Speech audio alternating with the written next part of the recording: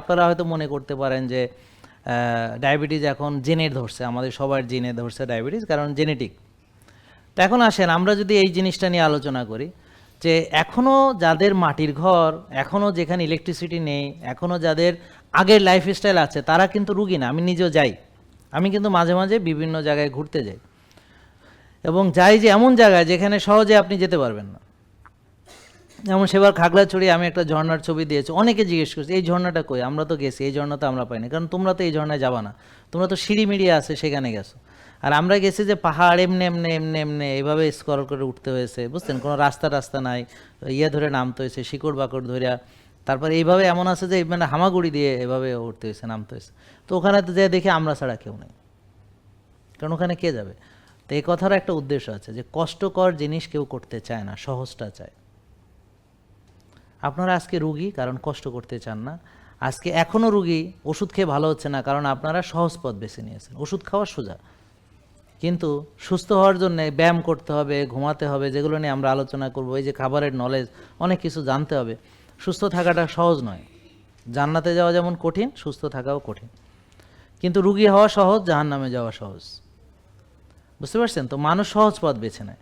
তো যাক, আমি মাটির ঘর, ইলেকট্রিসিটি নাই, তো ওরকম একটা গ্রামে গেছি সিলেটে, একদম বর্ডারের কাছে।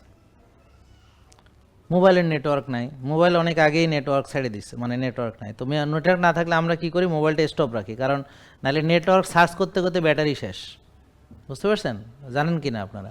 নেটওয়ার্কের বাইরে গেলে ওরা একটু পরপর নেটওয়ার্ক সার্চ করে, করতে করতে ব্যাটারি দেখবেন গেছে। এটা বন্ধ করে রাখা ছাড়া আর কোনো উপায় নেই। তো ওখানে গেছি, 85 বছরের একজন। তো বাড়িতে দেখলাম কোনো লোকজন নাই, শুধু বৃদ্ধ আর বাচ্চা, আর বাকি মহিলা পুরুষ সব জমিতে।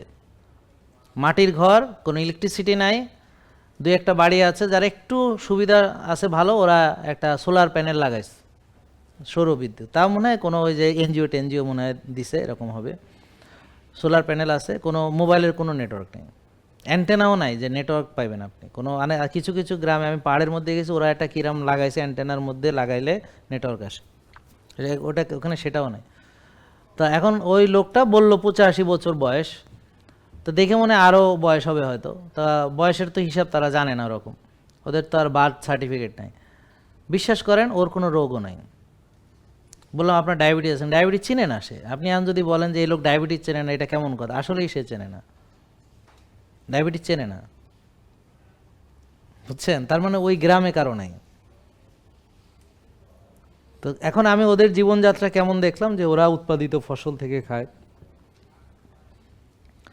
ওরা সারাদিন কায়িক শ্রম করে, আর্লি ঘুমায়, ভোরে ওঠে, প্রাকৃতিক পরিবেশে থাকে, আর্টিফিশিয়াল কিছু নাই। জেকে লাইফস্টাইল, ওষুধ মুক্ত সুস্থ জীবন।